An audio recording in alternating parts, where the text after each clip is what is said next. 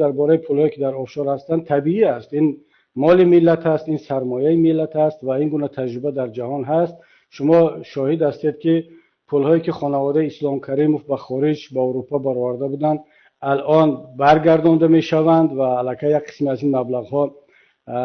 یعنی به دست آمدند، به ازبکستان برگشتند، از بانک های شویتزاری، از دیگر جاها. پول هایی که معمر قذافی میلیاردها را به خارج برآورده بود به لیبیا برگردانده می شود. پول هایی که حسنی مبارک برآورده بود به مصر برگردانده شده ایستادند و طبیعی است که اون میلیاردهایی که خانواده رحمان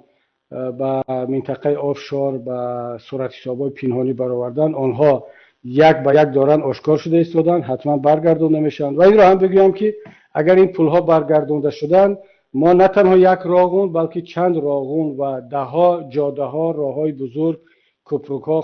و شاید که صدها بیمارستان و مکتب های جدید خواهیم ساخت و این سرمایه ملت است که از طرف یک خانواده به